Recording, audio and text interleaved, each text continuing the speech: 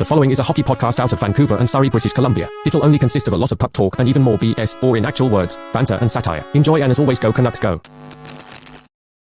What do you want from the Vancouver Canucks? I was about to say, what do you want from the Stanley Cup champs, the Vancouver Canucks? Okay, do you want your Vancouver Canucks to win the Stanley Cup for the first time in franchise history, or do you just want them to beat the Edmonton Oilers?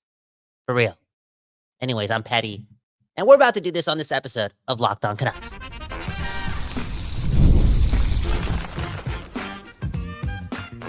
You're Locked On Canucks, your daily podcast on the Vancouver Canucks, part of the Locked On Podcast Network, your team every day. People, let's do this, and let's give you a bonus episode of Locked On Canucks. My name is Kyle Bowen, and this is the program that gives you your Canucks every day, which is what? It's produced at the Don't Doze Art Lab, okay? The place that definitely looks after its neighbors over here on the West Coast, the best coast of Canada. We say it all the time. How are you going to look after the world if you're not even looking after your neighbors? Speaking of your neighbors, those guys who play at Rogers Arena, that hockey team, right? Last time I checked, it's September, which means it's time to go back to work, a.k.a. go back to school, and a.k.a. learn a lot. For real.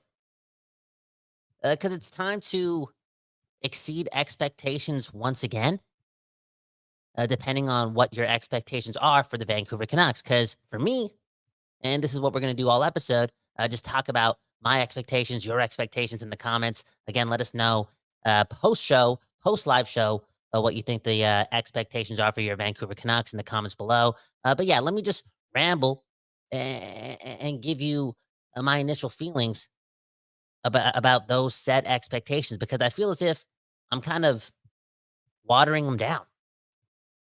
I'm at a point, I'm confused, I'm all over the place. Here I am thinking that a second round appearance in the Stanley Cup playoffs is good enough for this version of the Vancouver Canucks, right? A team who just started being good. And you could put that statement around quotations, considering that it's been, one successful season in a very long time. So yeah, a second round playoff appearance, that's the bar for a team that signed DeBrusk and all these other players, for a team that has a Norris Trophy winner, for a team when healthy has a Vezina nominee, for a team when Pettersson is going off has 2 number 1 elite centers. The second round is all you need to be quote unquote satisfied. And here I am telling you, yes, sort of. And I'm about to contradict myself in like 4 minutes, but think about it. Think about it. Trials and tribulations, right? You got to go through a lot to get a lot. This team pretty much has one season of real playoff experience, which connects to one season of playoff disappointment. And you don't see the recipe / the ingredients for triumph, because you feel as if they have to go through more disappointments as a team, right? Like maybe one more second round loss. Heck, maybe one 5-game series loss in the third round of the playoffs, in the conference finals. Like you need one of those before this team has learned enough to muster up the commitment to get to the mountaintop. Yes, all this team has when it comes to, again, that type of ingredient is a second round series loss, Game 7 nonetheless, to the Edmonton Oilers. Let me put it this way, okay? Maybe, just maybe, I'm thinking that Kyle Bowen, would be okay, content, fully understanding, and not pessimistic if the Canucks lost in the second round of the playoffs this season in 2025, okay? Maybe I'm content because in the first round of those same playoffs, the Canucks, they beat the Oilers. That matters. I'm so petty. They're still living rent-free in my head. I really want to beat that to beat that team in the playoffs.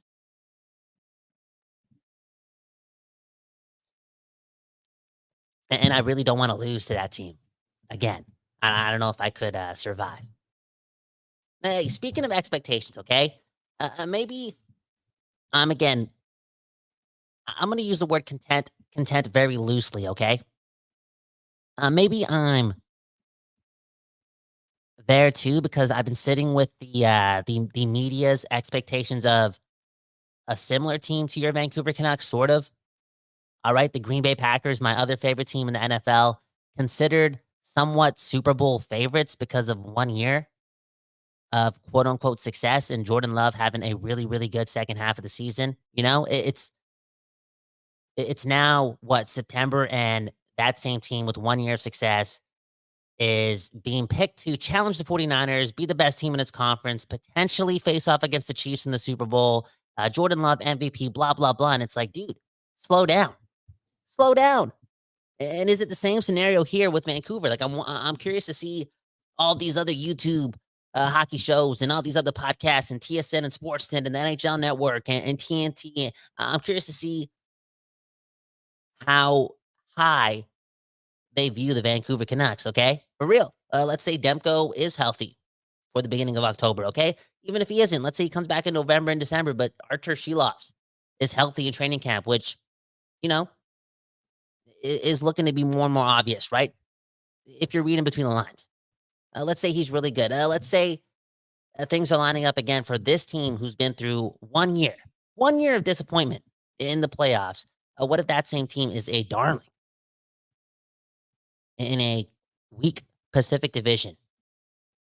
And yeah, just in the playoffs in general, because you can make the case. Pedersen, Miller, Hughes, Demko, Besser, Hronik, DeBrusk, Garland. Just to name a few, but those guys, a lot of skill,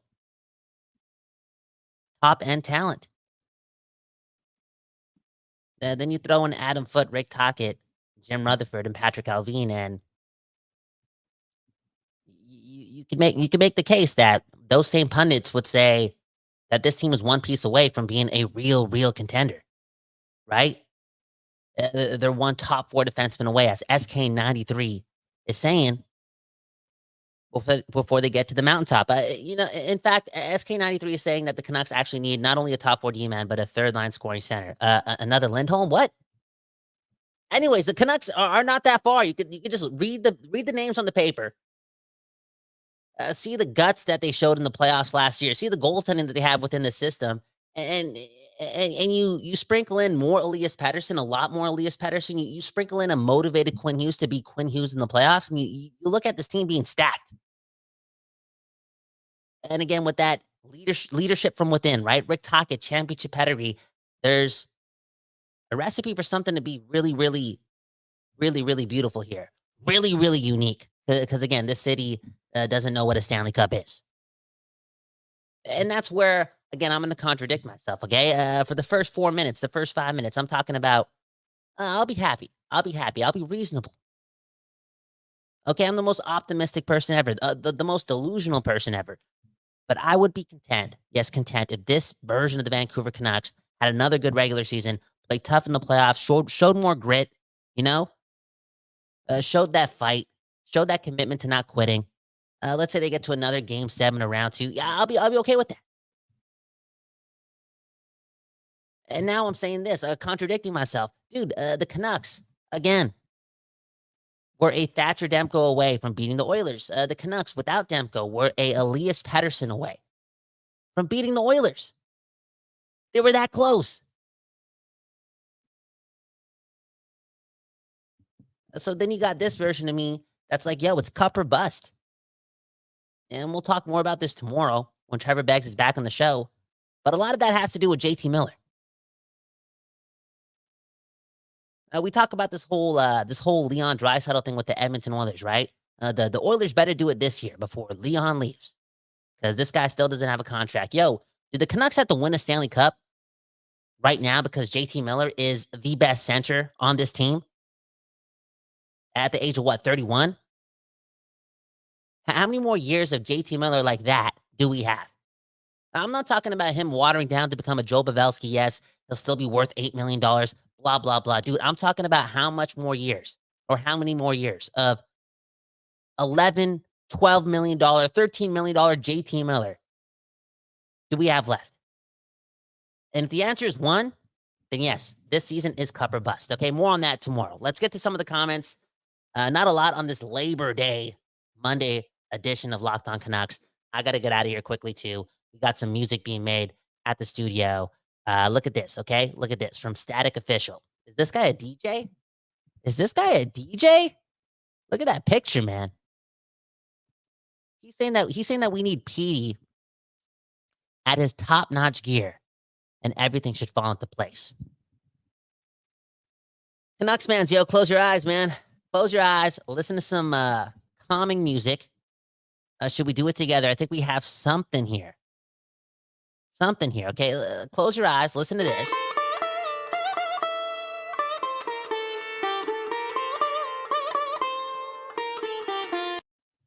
And envision a version of your Vancouver Canucks in which there's a competitive nature, a competitive culture within that dressing room. You got great leadership, right? Rick Tocchet, Adam Foote, Sergei Gonchar, Quinn Hughes, etc., right? You got a winning formula. And then you also have Elias Pettersson at his best, while JT Miller is at his best as well. Because we haven't seen that. We haven't seen that on 2 separate lines throughout this tenure with these 2 guys on the Vancouver Canucks, right? In the beginning of JT Miller's career, when he got here, really, really good. Most of that production, I think, was with the Lotto line with Pettersson. You fast forward to his 99-point season, not Pettersson's best season. And then you go back to like 2023. Pettersson was really, really good, but JT Miller wasn't, he wasn't 99-point JT Miller. And then you go to last season and you got like the absolute best from JT Miller and you got the absolute best of Elias Pettersson for like 35 games. What if both those things happen for 82 games on different lines? Again, your 2 number 1 centers, Elias Pettersson and JT Miller, are, and this may offend Canucks fans, but they're like poor man's Leon Draisaitl and Connor McDavid. That 1-2 punch down the middle, that dominance, and then you sprinkle in what the Oilers don't have, and that's a Norris Trophy caliber defenseman and a Vezina nominee in Thatcher Demko. Bro, brute force, your team being stacked, Static speaking the truth. If Pettersson is Pettersson and everything is the same from last season, bro, and I mean that, we don't need Quinn Hughes being better in the regular season. We don't need a better version of JT Miller. We just need those guys doing the exact same thing. Maybe a little bit more offense, or okay, a lot more offense from Quinn Hughes in the playoffs. But if those things happen and Pettersson is back, this team, man, this team is something else. So look at Cotton, okay, saying that he thinks that Petey will be better because he has actual wingers to play with. We'll see, man. We'll see. Okay, there's you know what? We're gonna get into this in September. I'm not being pessimistic. I'm assuming the most, but let's not pretend that Jake DeBrusk is a 40-goal scorer, 80-point guy year in and year out. Okay, he's had some good seasons in which he got injured too. You wonder what the stat line would look, if those seasons ended with 82 games played. But case in point, this guy's not an elite offensive winger just yet. He's got to prove that. And going into the offseason back in July, that's kind of what we wanted. We wanted Jake Gensel, not Jake DeBrusk. All in all, though, again, I'm going to assume the best. I think he's going to take the next step with Rick Tocchet and Elias Pettersson. That ideal Jake DeBrusk, right? When we see him have like 50 points in like 68 games or like 27 goals in like 60 whatever games. We want to see that for 82. We believe those goal numbers can get to like 30, 35. And yeah, he's ideal for Elias Pettersson, okay? For real. I wonder if that level of Jake DeBrusk, right? 82 games played, gets that opportunity with the top guys for the full length of the season. Let's say he unlocks this other level to his game.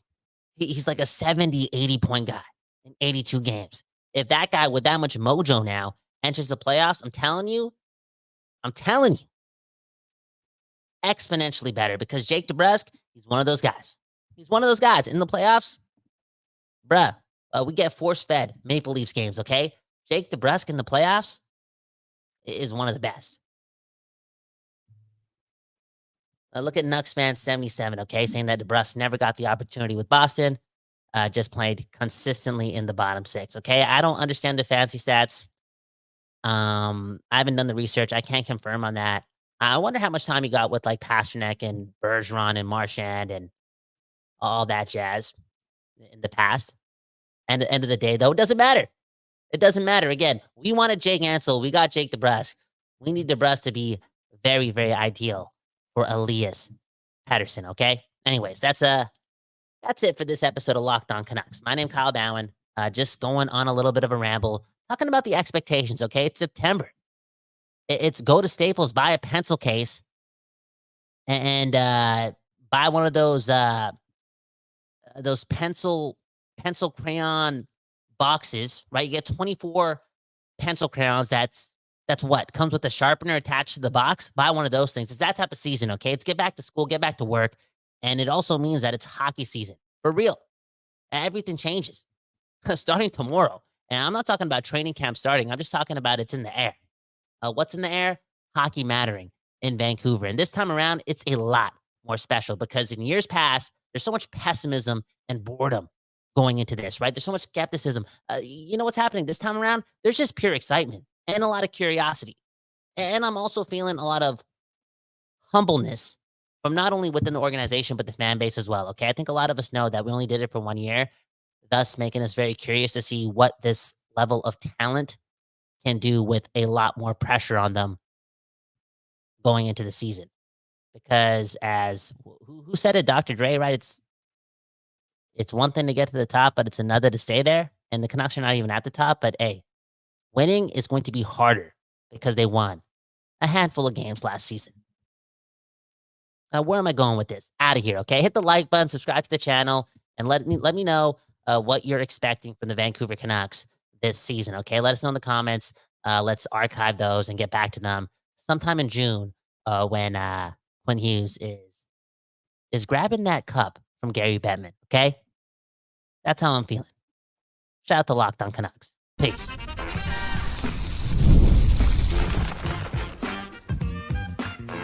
You're Locked On Canucks, your daily podcast on the